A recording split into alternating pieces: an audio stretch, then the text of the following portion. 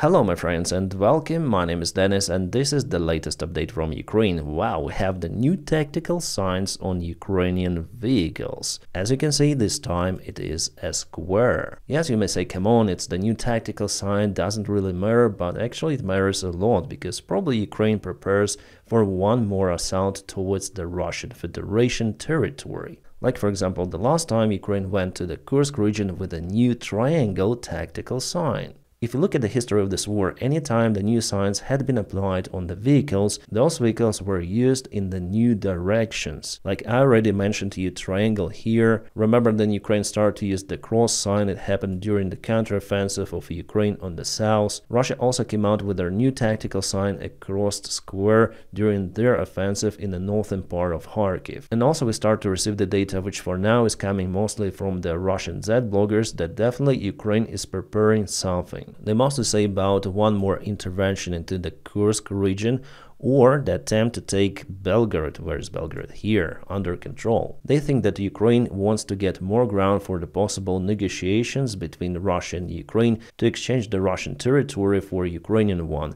The same information also was spread by some limited part of the Ukrainian media sources. But mainly, again, it is coming from Russia. Well, as a variant, it could be a Ukrainian informational operation to show those kind of the photos and make Russia think that definitely Ukraine is preparing for something. Because you know, before we haven't obtained those kind of the high quality images done by the Ukrainian Defense Ministry 100%. Like right before the Kursk operation started, there were some of the images shared with a triangle sign, but those were amateur images. Here it was a job done for purpose. And you know, judging on those corners, I'm almost sure that it's not painted on the vehicle, so it's the stripe, basically white stripe on the vehicle. Similar to what you see on the side, hiding something. Again, it leads me to the conclusion that it's some sort of the disinformation operation done by Ukrainian command. But also it could be a real preparation for something, as Russian side says. We'll see in the coming future very soon. Also, as you may mention, it's snowy there in Ukraine. It means that Christmas and New Year is coming. Now I found out what I may present to my family, friends, so I also may recommend you something. Whew! Winter has come, and you know, I'm still using my extra wallet. And soon it's gonna be Christmas, an absolute great time for the presents, so I've decided to order more of the products from Extra, because now they have the record discount of 50%, but you may get even more if you use my promo code Davydov. So I have here some of the new arrival and I'll unbox it. Alright, a new card holder is here. It is the same card holder that I have, very thin and for many of the cards. Also it has the RFID protection plate, which makes your wallets very safe and no one is able to scan those while your wallet is inside your pocket. And you know, you can upgrade your wallets with even more stuff, like for example I have here. Down, so it's a clipper. So I installed it very quickly. Over here you can put your cash now there or attach your wallet to your belt. And at the same time I have the protection plate from the other side. Yeah guys, it's an integration with Extra Wallet, some sort of the advertisement, but I honestly use their products all the time. And here's my wallet with some of the upgrades I ordered. I paid for those myself. I really like the materials this card holder is made out of and the mechanism for the quick access for your cards. It's basically very thin, very reliable, easy to take with you everywhere you go. So guys, Christmas is coming and you may have your own present with Extra Wallets. Just use my personal link in the video description right below, where you may have the Christmas discount of 50%, plus you may use my promo code Davydov to get 5% of discount extra. Extra Wallets, thank you so much for being the constant sponsor of my channel. You're just awesome. Alright guys, so let's continue with our military map review. There was outstanding case happened over here. There was probably the first registered attack on the Ukrainian positions performed by the North Korean soldiers. Yeah guys, sorry I cannot share the full image with you over here, but those black dots out there are reported to be North Korean soldiers. Who did report it after all? Well, Ukrainian military intelligence, so GUR, say that those were definitely North Koreans. But it's definitely hard to judge from this kind of the long distance. Well, what makes me tend to that version that I haven't seen that Russian soldiers would attack like that, just across the fields with no transport and with a large group of the soldiers just walking there like the Walking Dead. And definitely it was the result of their attack, a Walking Dead without word walking. That's why I cannot share many of the images presented. If infantry goes in attack during the winter time, they should have the special suits which could at least partially mask them, but here no. But again, it's definitely hard to confirm whether those were North Koreans or not, but we have the confirmation of the presence of the North Korean soldiers somewhere in the Kursk region. This picture, for example, was shared by the Russian Z military blogger Romanov. He commented that really those were North Korean soldiers, like this guy, probably this guy. Those are not Burats, which you may misconfuse with North Koreans. They look similar. But here we have like written confirmation from Z blogger Romanov. This fresh photo gives me the hint that North Koreans passed the training and they've been deployed into Kursk for the real battle. And probably the first one happened today, in which they were all gone. This video was filmed a couple of days ago before it was snowy in the Kursk region, so the same direction, and Russia advances with their tanks there. And you know what happened? Yes, those tanks were stopped by the mine fields, so Russians just go straight forward towards the mines. Ukraine was capable to remotely mine the fields around, and that stops the Russian assaults a lot, causing Russians absolutely crazy losses. But trenches are also must-have, especially against infantry. And here we see some of the Dragon Ts, so maybe Ukraine built some of the defense lines, or it could be the Russian defense line which they built before. Ukraine started to use javelins a lot because it obtained lots of those from the previous military packages from the United States, and also the upcoming package also includes many of the javelins. Russians do not have the analog of that weaponry. The only thing they have is similar to Stugna. I think it's called Corsair, but it's very heavy and not that portable compared to Javelin. So this was the Russian attack. There are two of the vehicles there, and this one was capoted by Javelin. You can see this vehicle over here. By the way, here we have the confirmation of the deep state military map. They located the exact position of the attack of the possible North Korean soldiers. Well, whoever did this attack, it was just a crazy decision for them because it led to nothing, just losses. So Ukraine still continued to hold the ground in the Kursk region despite many of the Russian strikes. But let's go to the eastern front lines. I want to review the situation which happened yesterday. So it happened like that. Then the part of the Ukrainian soldiers were definitely encircled. Yes, there was still a gray area, but going from this place is only possible with a heavy battle. So the situation for today is like that. The gray area is still in Hanivka village. Probably our guys are there or in Ospenivka, and for sure they're fighting with the enemy. Unfortunately, that would bring more losses. I wonder why they haven't received a withdrawal order from military command, but I described the situation in my yesterday's video. But there are some of the interesting news. Ukraine started the counterattack in Shevchenka and pushed Russian army away from Peshchane. I'll refer to the Maikos Ancestry Analytic. I usually check his updates, and more or less those are usually correct. I'll put the link for his channel right in description. So here he states that definitely it was the Ukrainian counter-strike, but at the same time Ukraine has losses.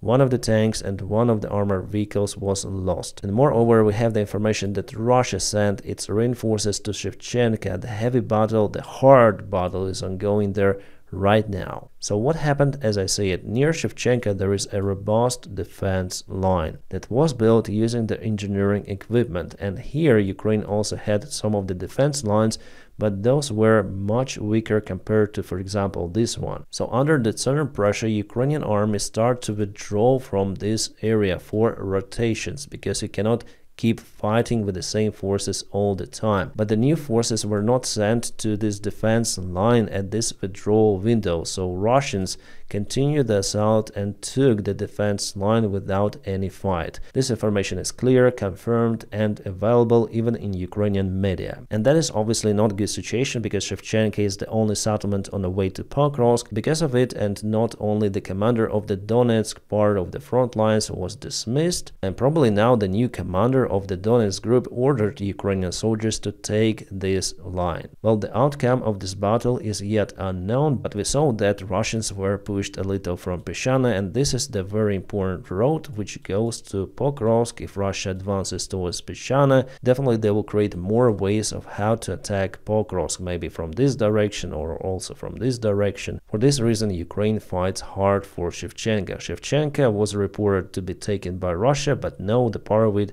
is still in a gray zone. And now let's go to Velika Novosilka, because I don't really like the situation happening on the south, especially in the settlement of Makarivka. Here's the latest update. You can see it was a couple of days ago, actually yesterday, and it is today. Russians moved from two of those sides. It is understandable that they want to encircle Ukrainian group in Makarivka. Well, here it goes the river, but it's very thin out here, so Russians may cross it. At least they may try to do it with their infantry forces. And also they may continue to push this side, jamming Ukrainian army between the river and the Russian army, and also cutting the only supply road to Makarivka. So I would say that Ukraine should immediately withdraw the forces from Makarivka, otherwise it would be the same situation as I explained you in one of the pockets yesterday. Moreover, Russia may advance from this direction towards Neskuchna, because those are just the fields, there are no any settlements. In this case, there will be the problems for 3 of the villages simultaneously. So the best way for Ukraine is to move the forces out from 2 of those villages, from Makarivka and Storozheva,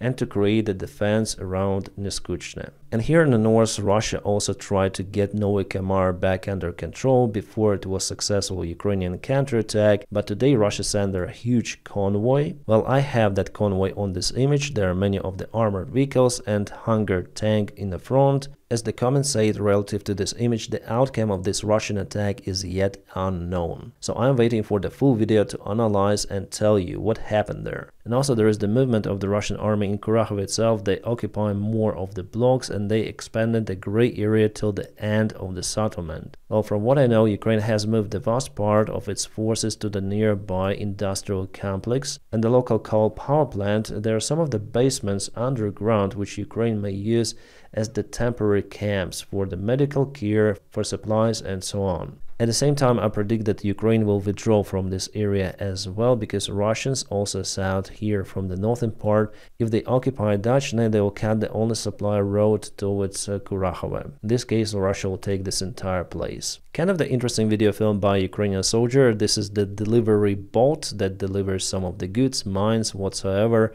And our guy says that, okay, it's the usual stuff for us now.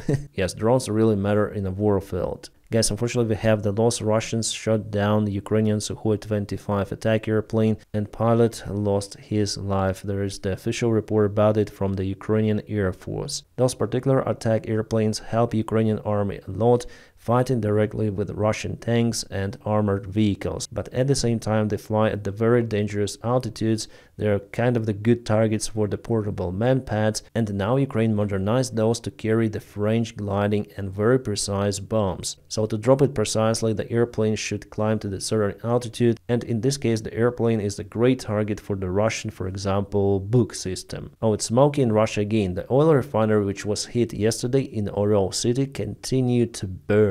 It's kind of the usual picture for Russia already. Those are not the outstanding news any longer. You know, guys, it seems like after all I understand why Biden pushed Ukraine to lower the conscription age to its army. Well, for the moment Ukraine is out of the resource to conduct any sort of the massive strike as it did before in Kursk. So don't you think that Ukraine may plan something, some big strike on Russia, for example, and for that specific mission, Ukraine needs more resources, more of the military power, including soldiers. And Biden here thinks that Ukraine should obtain more of the army men.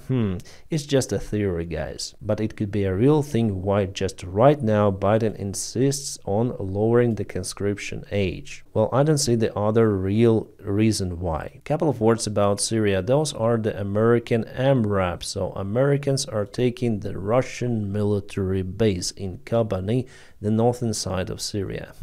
So someone loses its influence in Syria and someone like Americans gain. As for the Russian main military bases, probably they will be evacuated from Syria. Officially, the new government just guarantees the safe evacuation of the Russian forces, not their presence on Syrian soil. But I'll keep you updated on the topic. Obviously, Russia now speaks with Erdogan whether they will be allowed to stay there or not. I think not. Meanwhile, Medvedev comes out with his crazy statements relative to Ukraine. He said that there could be more territories which Russia might acquire from Ukraine. Yeah, you may say that Medvedev is just a random alcoholic, but actually he tells what Putin doesn't want to say openly with his own mouth. Putin uses Medvedev and Peskov to propel his ideas, and later on he monitors the reaction of the public. That's why it's also important to understand how Russian elite thinks, and they think that it's better to occupy Ukraine for them. Well, actually not, but they think like that. Interesting, it seems like after all NATO and European leaders are discussing the peacekeeping troops deployment in Ukraine. Well, I honestly don't think that it is real because, first of all, to deploy peacekeepers, you need to sign the peace agreement. There should be no shooting on the front lines. You know, it was unachievable even during the Minsk agreements. So why would Russia stop shooting now? Like, okay, we stop shooting, you deploy the peacekeepers,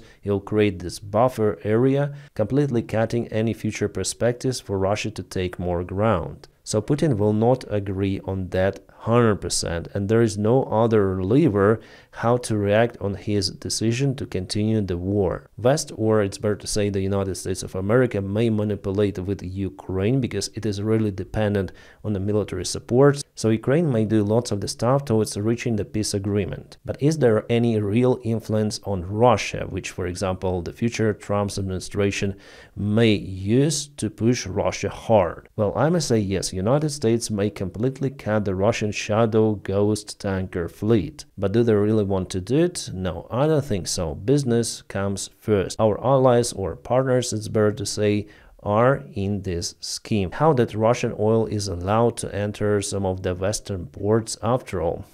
So I guess that there is after all a lever, economical one, but it will not be used. Oh, this is the new Russian cemetery in Taliati. You may see lots of the Russian flags. If you see the Russian flag, it means there is the Russian soldier buried. Some of the graves are quite new. Well, the cameraman says that not long time ago there were just 9 of the graves, but here in a few months, hundreds already. So yeah, Russia takes the ground, but there are less and less volunteers willing to join the Russian army. Still, there are some of the queues in Moscow, but in general, there is the decline in those who are willing to serve in the Russian army. And this is the absolutely crazy statistics. For the Battle of Pokrovsk, Russia lost more of the tanks than any kind of the European Union country has in its army. And Pokrovsk hasn't yet been occupied by Russia. We have the losses confirmed, and it comes from October 2023, so a little bit more than a year ago. So for each square kilometer, Russia loses 1.3 of the armored vehicles, 0.6 of the tanks, and 154 of the soldiers, KA plus wounded. And you may already compare the total losses for the Russian army for this battle with the greatest battles out there, which happened during the Second World War. For example, Battle of El Alamein, where Allies lost almost 2 times less vehicles than Russia for the single battle for Pokrovsk. And again, they continue. Pokrovsk battle is not yet over. And Russia here lost more of the armored vehicles and tanks than Germany during the Battle of Stalingrad. Well, that is really outstanding. For that time, there were no such things as BMPs as we know them right now. So here statistics is just for the tanks. So you may understand the scale of the current battles in Ukraine. They are like in the Second World War. Well, not with millions of losses, but if we speak about the vehicles, artillery and everything, well, the losses are comparable. The foreign affairs media came out with conclusion that the price for the United States if Russia wins in Ukraine will be several times higher than if United States would continue to support Ukraine. I think that after all, Ukraine will get the support from the United States, but not as before. That is why Biden's administration reinforcing now the support of Ukraine in the coming months. There will be more ammunition, more missiles delivered to Ukraine, which is awesome. So why would the United States invest into its military if Russia wins in Ukraine? Well, in that case, Russia may use Ukrainian resources to attack some other countries, like for example Baltic countries or Poland. There are some of the conclusions about that. Yes, for now it sounds unreal that Ukrainian soldiers may serve for the Russian purposes, but you know exactly 30 years ago it was unreal that Chechens would serve for Russian army, and now they're being used by the Russian army, actually. So there are some of the historical real evidence of that. For this reason, the United States would have to spend $800 billion for their military more. Those funds the United States would need to secure themselves and their partners in Europe against capable armies, the Ukrainian and the Russian one, armies who went through the real combat experience. So obviously it is better to support the Ukrainian military right now. This graph shows the rate of usage of the Russian aviation gliding bombs by the Russian Air Force, and here you see the massive decline after Ukraine got the permission to use ATACMS and Storm Shadow on the Russian territory. Russia was forced to move their airplanes further away from Ukrainian borders, but still they continue to use their gliding bombs, however much less than before. So before the graph was skyrocketing, I would say, but now huge, absolutely crazy drop. It means that the long-range missiles permission for Ukraine matters. My friends, and now please check out my personal link in the video description below, where you may get the extra wallet with a huge Christmas discount. Outstanding proposal, and I really like to use those products. Those are just fantastic. And now I wish you all a peaceful sky wherever you are, and have a great time.